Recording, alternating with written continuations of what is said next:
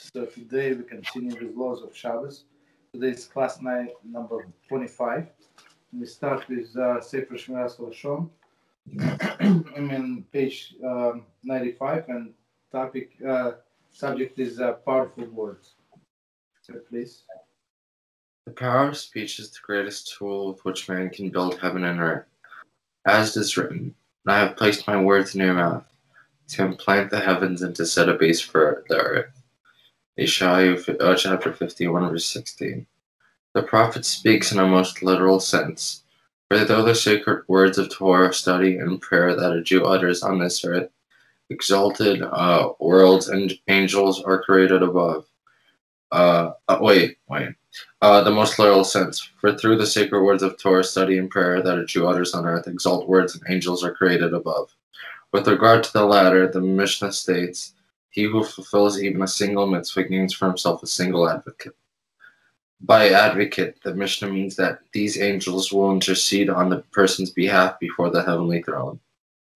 The level of sanctity of these worlds and angels is contingent upon two factors: the spiritual readiness of the person at the time he performed the mitzvah, and the quality of the medium through which the mitzvah was performed. A person who avoids lashon hara and utilizes his power of speech in a positive way is forever enhancing the spiritual power of his words. Thus, the Torah study and prayer which emanate from his lips are endowed with an exalted spiritual light. Conversely, if a person defiles his mouth with words of gossip, mockery, falsehood, and the like, with what sort of sanctity can his words of study and prayer be endowed? He is a craftsman who has severely damaged his indispensable tool. His only recourse is to mend his voice and refine his power of speech. Wow. So what does it say? It's what's it called? This the mouth is something we can use for much holiness, as he said before. It can create many, of errors or much good, and it's through he said it before, where Torah study comes through the mouth that brings holiness. This is the exact opposite, and so and through this we see that it's a very important tool, and we have to refine it and make it as pure as possible. Exactly. But whether we said it's exactly true, but one more point. So when a person learns Torah, he creates the worlds, angels, and other things through his learning. So that's how important it is. Yeah. So if people would know the answer to your question, why would they go to play basketball? Yeah. Right. So hopefully, we're going to teach you HaShem. So all right. So we continue laws of Shabbos. We started new melacha, sewing. Okay. Wait, which page? I'm sorry, 65. Got it. Thank you. Toifer. Okay. One of the 39 avos melachas is toifer. So sewing. Sewing was required. Sorry. For the construction of the Mishkan, as it was sometimes necessary to mend parts of the curtain that were torn. Okay, we're going to explain what is it. The melacha of sewing is defined as united two items. Okay, so now before we continue, then I'm going to explain. So basically, we have these curtains in front of the Holy of Holies in the Mishkan, in the desert. So, and they were made of wool. Of course, there are some insects that eat wool, like moss and other things, right? So it would be like a small dots or so small holes. So you cannot fix this hole perfectly, just if you start sewing. So they make it cut a little bigger, and then sew, make it looks nicer. You understand? So basically, in order to sew, you have to make a cut, make it bigger, and like that's biblical. Or just sew it's going to be rabbinical. Okay, so let's see. I mean, of course, I'm oversimplified, but we're going to see. The melacha of sewing is defined as united two items or two parts of the one item, so two separate items or two parts of one item into one. That's, this is brilliant explanation in one sentence. One more time. The Melacha of sewing defines defined as united two items, two separate items, or two parts of the same item into one. It is not limited to a specific case of using thread to connect strips of cloth, but includes all sorts of mending, such as gluing and taping. Right? And it applies to the material of all textures, such as paper, soft plastic, leather, and wood. Our discussion will focus first on the act of sewing itself, and then other forms of mending. So when you glue two pieces together, whatever you do, you connect two pieces together. It's melach of sewing. So continue part 1. Prohibition of sewing. General rules of the prohibition. Under biblical law, the minimal act that is defined as sewing is drawing the thread back and forth through the two pieces of fabric, so that the both ends of the thread emerge on the same side, and they tie and then tying the ends. There is either tying the ends together or tying the knot in each end so that it cannot slide out. Okay, so let's stop here and understand. So basically they say, what is the definition of sewing? So you have a needle, you have thread. So you go one time, like let's say this is my material. So you go from this and you go like this, right? This.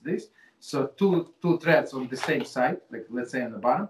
So you can, if you bind them together and tie them together, or tie them separately so they would not be undone. So that's biblical milach of sewing.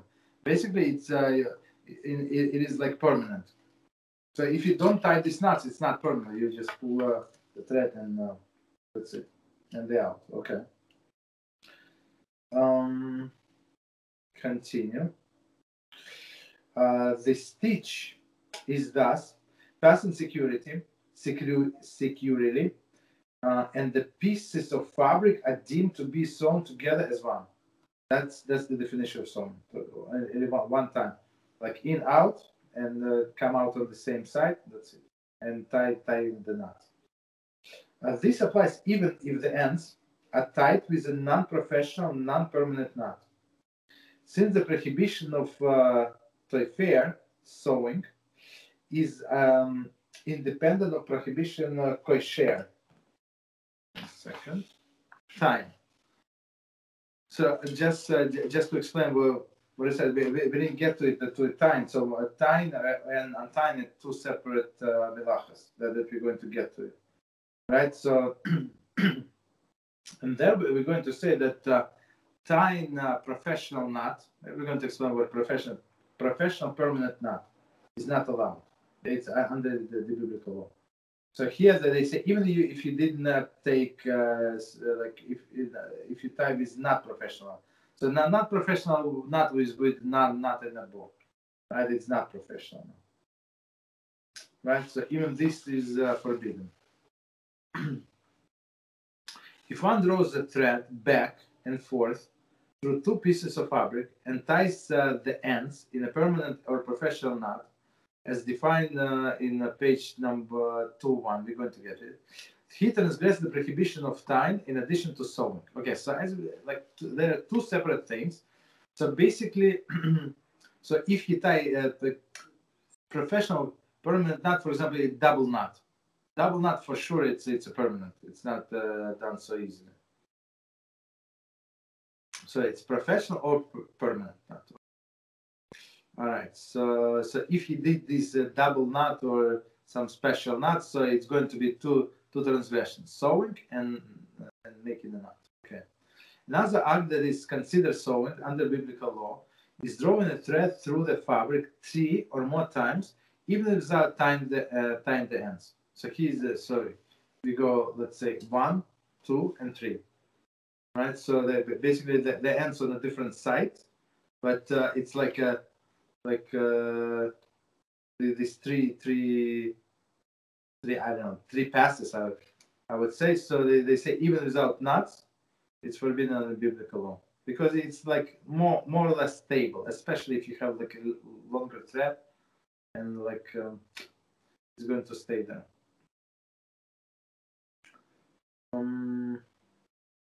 Just 1 second. Okay, continue. These two security fastens the two pieces. Since the triple stitch does not normally come free by itself. So basically, it's going to stay unless somebody do some actual action. But a rabbinical decree, it is forbidden to draw the thread back and forth through two pieces of fabric, even without tying ends of the thread. So, but biblical, only if you go in and out, right? They come out on the same side, and you make a knot. But rabbinical, even this is not going to be allowed. Okay. So let's see. It is permitted, however, to draw a thread through fabric once, and even to tie the ends together with a permanent type of knot. See chapter 13. We're going to get it. Because drawing the thread through only once is not considered sewing at all. Okay. Very simple. That's now how we sew. Like one time is not. So that's what we're going to learn about this. I'm not sure if it's so. I think it's sewing. We're going to discuss the pins. Like straight pins and safety pins. So it's also sewing. We'll see what is allowed, what is not allowed. Continue. B, temporary sewing. So we just discussed permanent sewing. No, we just discussed general rules for prohibition. And now we're going to temporary sewing. As mentioned above, the melach of sewing is distinct from that of tying a knot. So meaning, as we said before, there are two separate melachas. Okay. Note, Agaon Rav Moshe Feinstein, that's all, explained the distinction thus: tying and fastening of two items that remain individually identified, even when tied together. Okay, thus melacha involves only tying with a knot. Sewing is the unification of two pieces into one body. This melacha does not require a knot. Thus, but requires requires that identities of the individual pieces be submerged.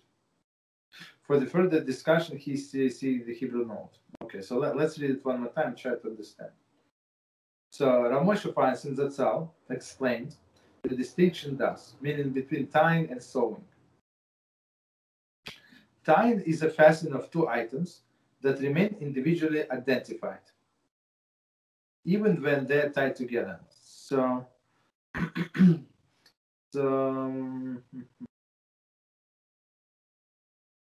so what would be the example? They tied like shoelaces, right? So it is tied, but they are identified together. You see one where one ends, when one, and you see the other. Okay. Thus, the milacha involves only tying with a knot. So this knot bring them together, although two separate pieces. Sewn is the unification of two pieces into one body. So when we saw it, like we had them together, so it's now become one piece. Right? This melacha does not require knot. So even, if you, as we said before, you can even glue things, right? So it's also sewing, right? So it does not require knot, but requires that identities of the individual pieces be submerged. Okay, so let's see. Let's continue and try to maybe get a better idea. Okay. So one more time from the beginning of the sentence. As mentioned above, the melach of sewing is distinct from the tying a knot. Okay. Nevertheless, since these melachas share this characteristic, that the means of fastening and getting together, one of the laws pertaining to time, also relevant to sewing. we will learn in chapter 13, page 207, that it is permitted to tie simple. There is non-professional knot, simple, not professional knot, that will last less than 24 hours. And in case of necessity, one will last less than 7 days. Okay, so we've actually learned it somewhere. So what is temporary, what is not temporary, right? What is permanent? So in the laws of Shabbat, so 7 days is permanent for sure. So more stricter opinion said more than 24 hours is permanent. So that's what we're trying to hold by. So if you need to tie a knot, so make sure that you are tied in the next 24 hours. Like, for example, if you tie your shoelaces, make sure you don't slip off your shoes. Right? Untie your shoelaces. I mean, on Shabbos. If you tie them on Shabbos, make sure you untie them after you're done. So don't leave them like that. Okay. Everything that is less than 24 hours is not permanent knot. Right, and we said one knot, simple knot, is not considered to be like tying at all. According to some poskim, the same rule apply to sewing.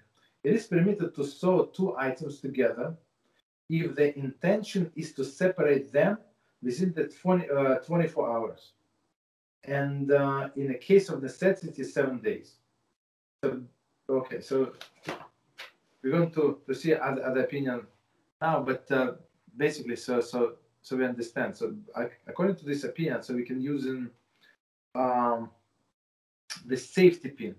I don't know, whatever, like the button came off and whatever. So the only thing is going to what can hold up your pants, for example, this safety pin. So you can use the safety pin because you're going to undo it in the next 24 hours. I mean, in only a few hours. Other poskim dispute this rule. So as we said, no, not everybody agree, but in a case of necessity, right? Other poskim dispute this ruling, contending that sewing is forbidden, even for short term. The halacha follows the stringent opinion: sewing is categorically forbidden. However, in the presence of certain mitigating factors, one may rely upon the lenient opinion. As will be explained below. So basically, we don't sew, but in case of very necessity, I mean, not to embarrass the person, so if he needs to go out or whatever the situation is, we allow him. Okay, C. Tightening loose threads. That's also an issue. Fastening two items by tightening the thread that had connected them loosely is considered the transgression of al milacha of sewing. Okay, so his example. Thus, if a hem of or a seam became loose and the ends are spread apart slightly, right, it is forbidden to pull the threads tightly. It is similarly forbidden to secure a loose button by tightening the thread. Commentary. Note see page 119. For discussion, wearing garment with the loose buttons outdoors. So basically, okay, so let's try to understand a few things here. So if you have some seam or hem, and it's when two pieces connect together and they start like coming off, so you cannot tie them. Like it's you just pull the threads and they come closer. It's not allowed, and same with the button. Sometimes your button come off, and you want it from the other side. You want to pull the thread and make it stay better, but it's not allowed. So it's all this prohibition of sewing. Okay. Shulchan Aruch Orach Chaim 347 cites an interesting application of this rule. It was common in the early times for people to tighten their sleeves by pulling up the strap that was threaded through it.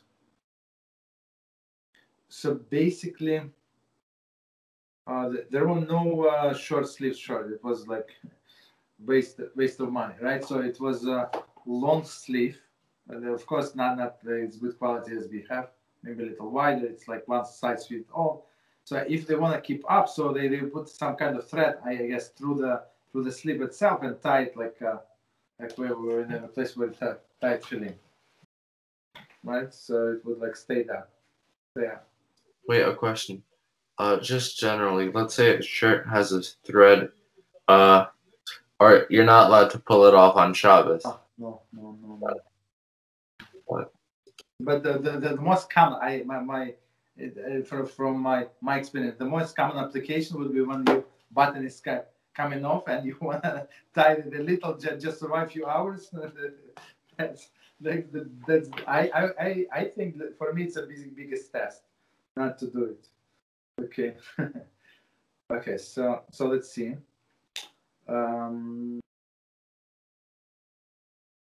So one more time, it was common in early times for people to tighten their sleeves by pulling on the strap that was threaded through it. Okay, that's how they keep it up, I think. Okay, Shulchan Aruch rules that it is forbidden unless the holes through which the strap is threaded are spacious, and the stitches around and are stitches around the edges, like the buttonholes. Right, like in your buttonholes, you have all the stitching around. So meaning that with this stitching, you show that you're not trying to sew people the pieces together. That's not your intention. It's your intention that this piece of on a cord or whatever, like piece of rope, can go freely in and out. Same with shoes. I mean, we're going to get to the shoes. Sometimes like they have like they don't have this what I call like eyelets, right? With like metal or sewing like usually they put metal like things, right? But sometimes it's just they put the holes in the leather and it's very tight. That's a different story. Okay, so let's go. Continue. Shulchan Aruch rules that it is forbidden unless the holes through which the strap is threaded are spacious and stitched around at the edges, okay, like buttonholes. When the holes are tight and unstitched, right? So tightening the strap is tantamount to sewing and the ends of the sleeve together. That's clear, right? It's like when it's tight, it's like you pull through the fabric with a needle. Like it's the material around needle is very tight, so it's there with the sleeve. But when it's like loose, so you show it's not like so. Nobody sews like that. Okay.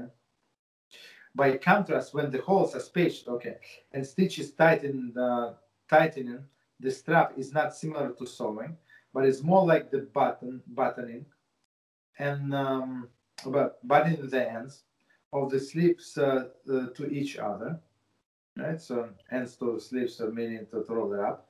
Nevertheless, the poskim state that it is permitted to tighten such a sleeve only if one is intent to loosen it later when he or she removes the garment.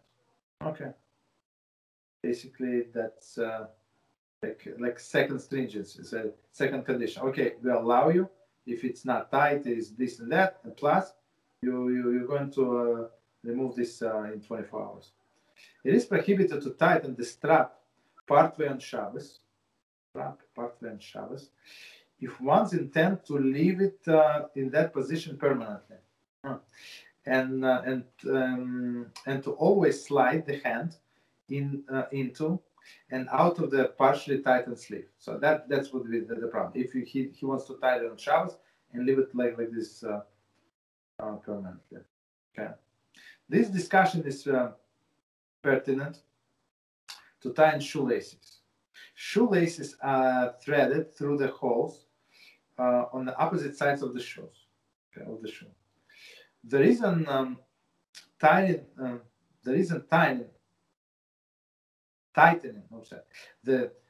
tightening and tying shoelaces is not considered an act of sewing is that the eyelets are designed to allow the laces to be drawn through them smoothly and to facilitate tightening and loosening them.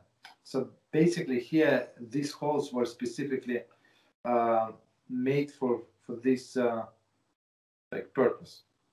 So the shoelaces go in and out, but I mean, if it's too tight, like we say, like in a leather, and it's hard even to pull, that would be the problem. It is forbidden, however, to tighten the laces partially and tie them on Shabbos.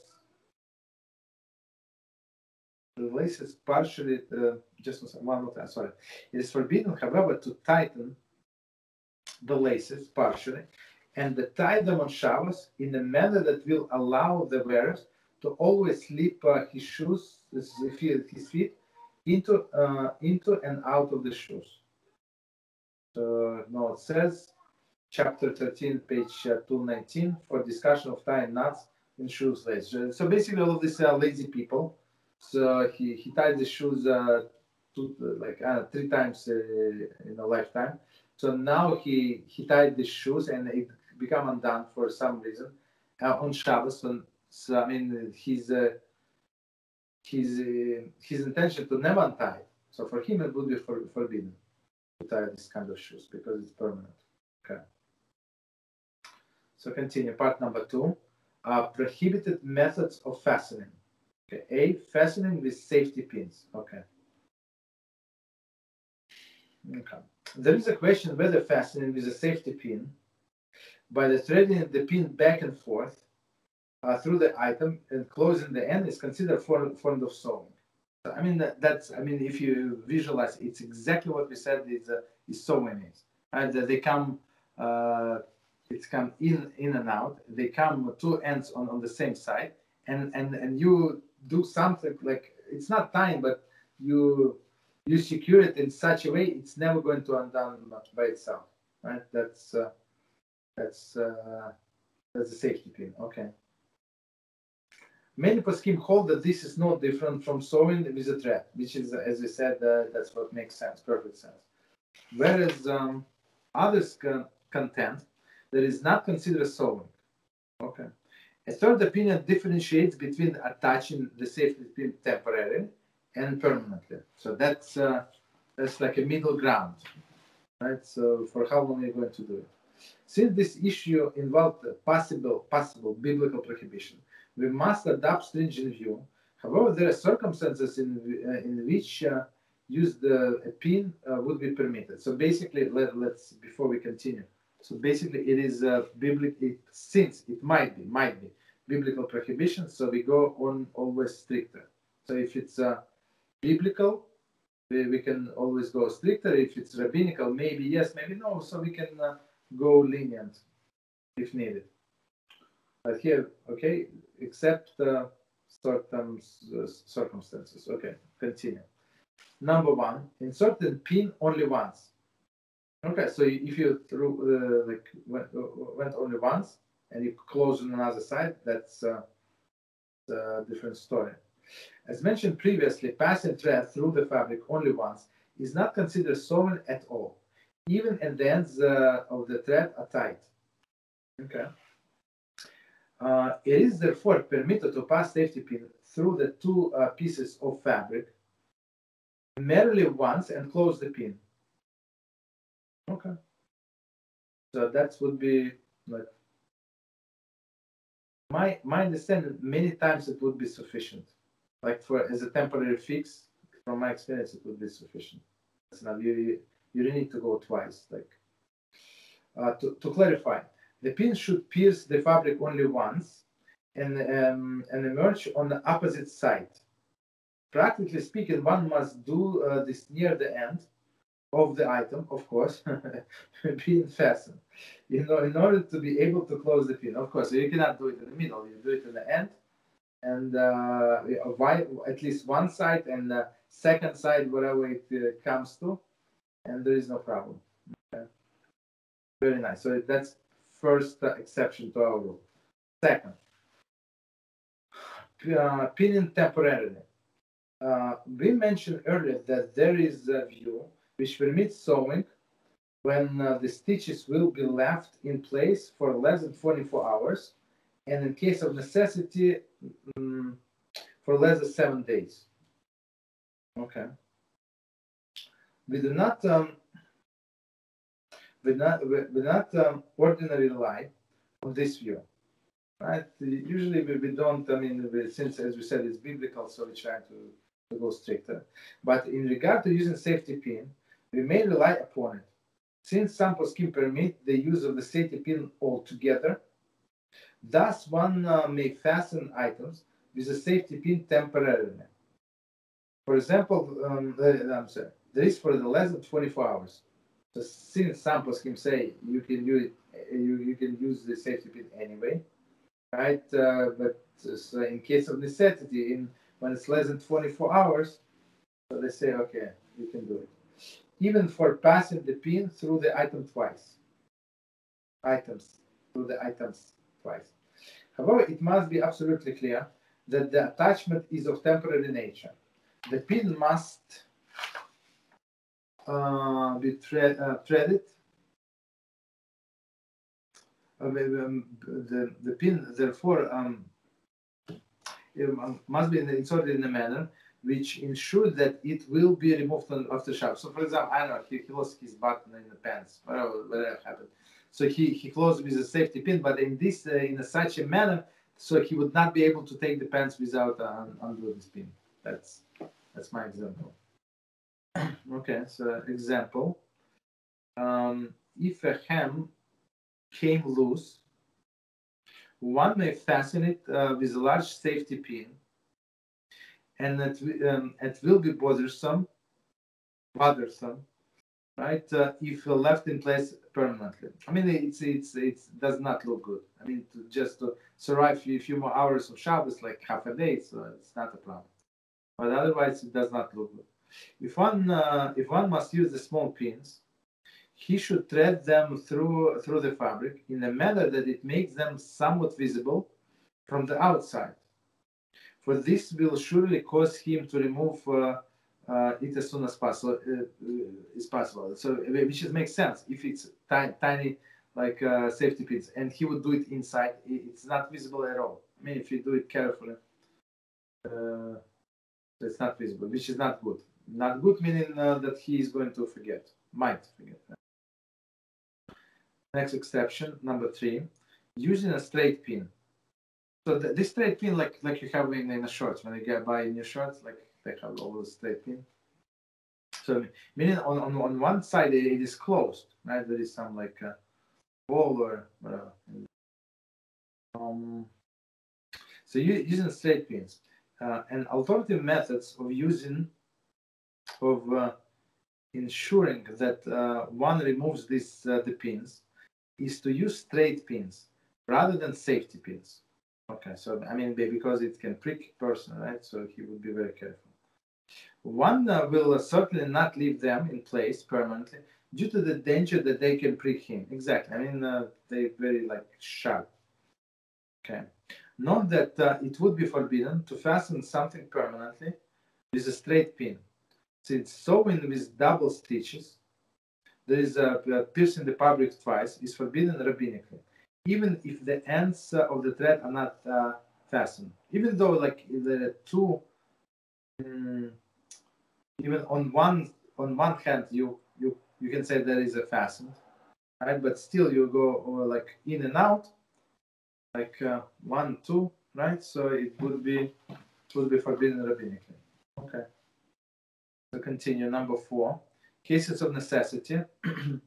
In case of necessity, where none of the affirmation methods are feasible, one may rely upon poskim who permit the use of safety pins altogether. So I mean that's why one of the reasons I love this author. I love the ways that he explained things. So he said that's the preferred way according to all opinions. Okay, if not, you can go by this opinion. In a worst case scenario, if it's not going to work for you, so you can use this. So, but don't start with number 4, right? Go with number 1. So continue. So gluing and taping. So let me see how long is this chapter. Gluing and taping. Since the melacha of sewing and is defined as using two items as a part or parts of an item into one, so you combine two parts. For example, if you have a sheet of paper, so if you like bend it together, so you're not allowed to glue them together, like with a scotch tape or whatever, with some other things. Okay.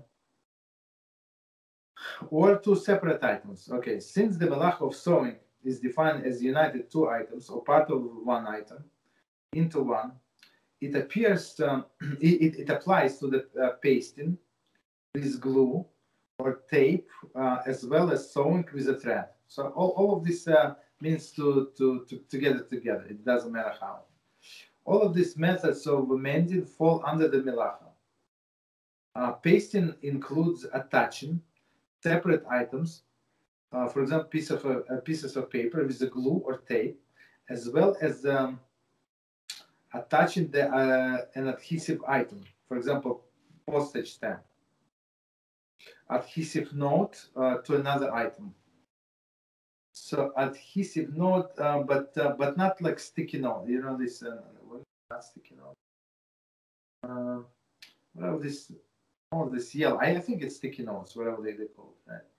Right? When you so if you want to use them as your bookmark, so there is no problem.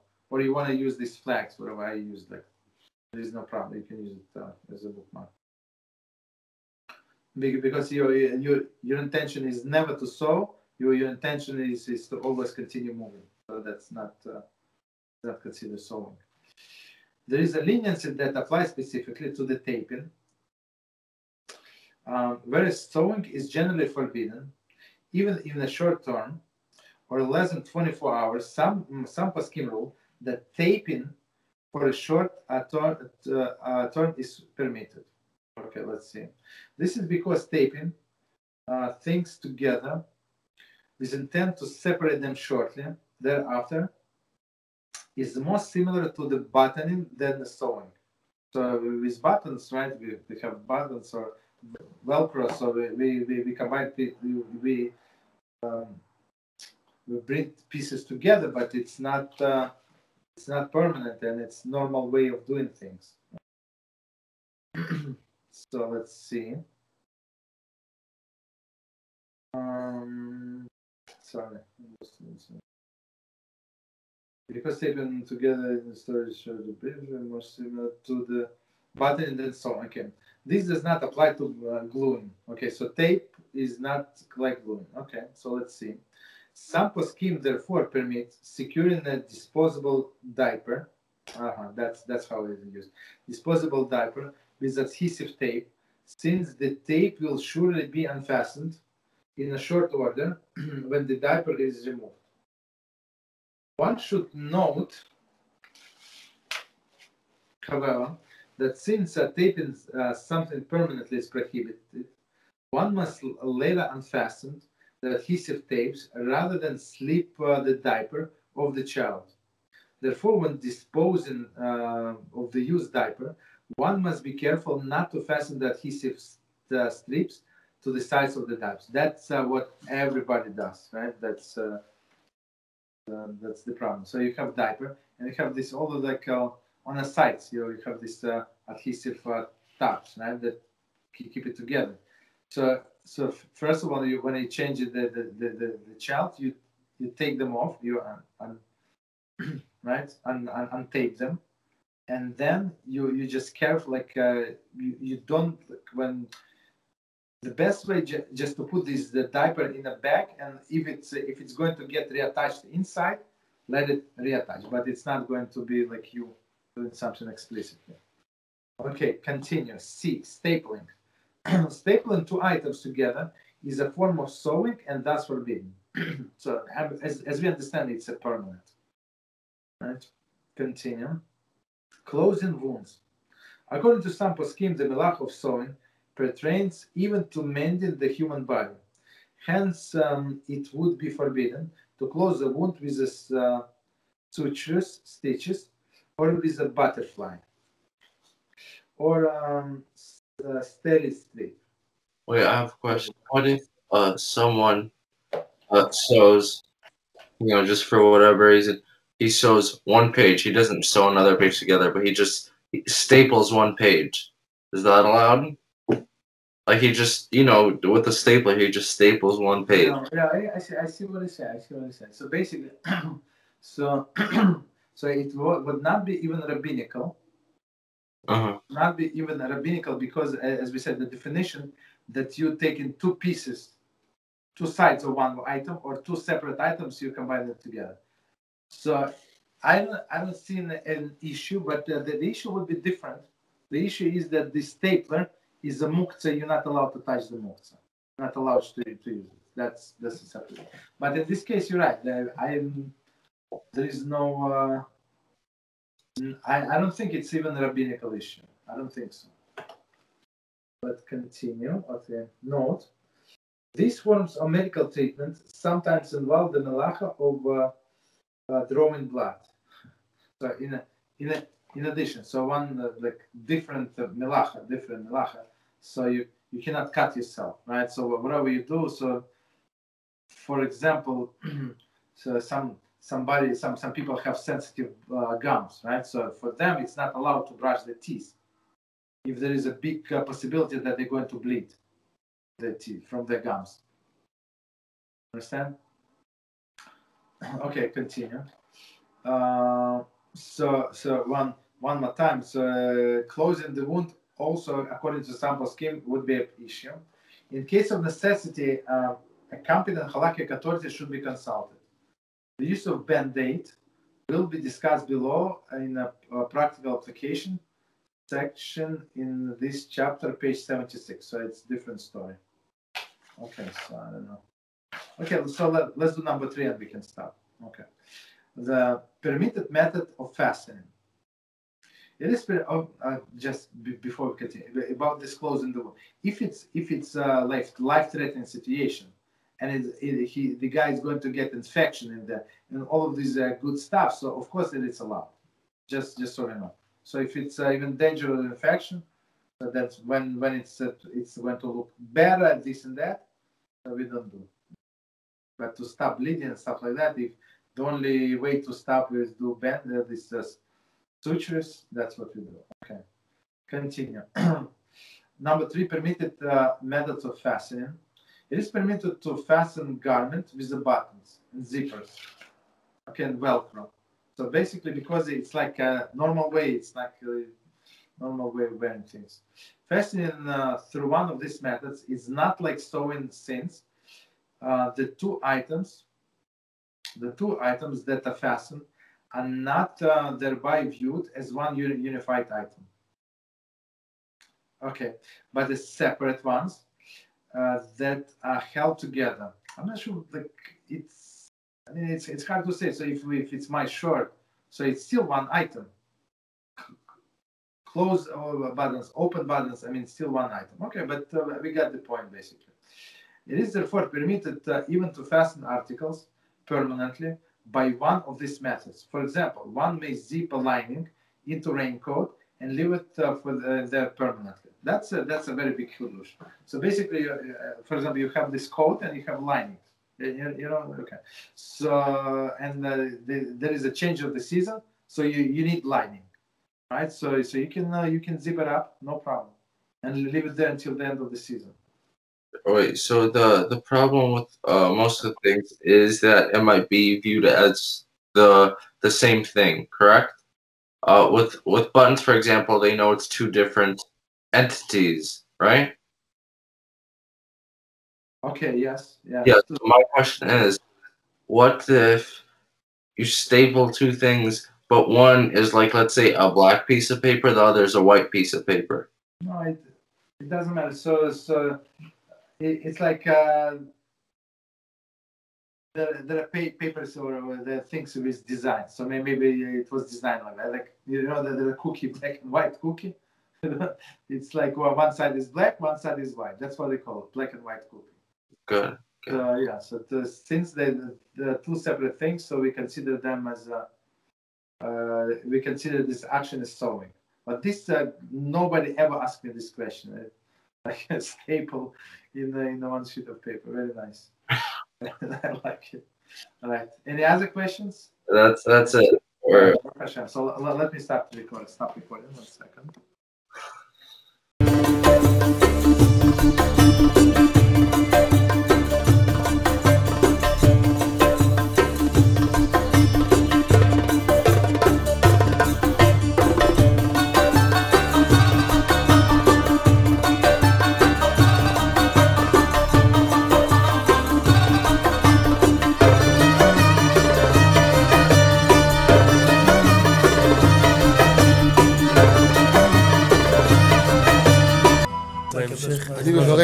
אני מברך את הרבנים, רגע.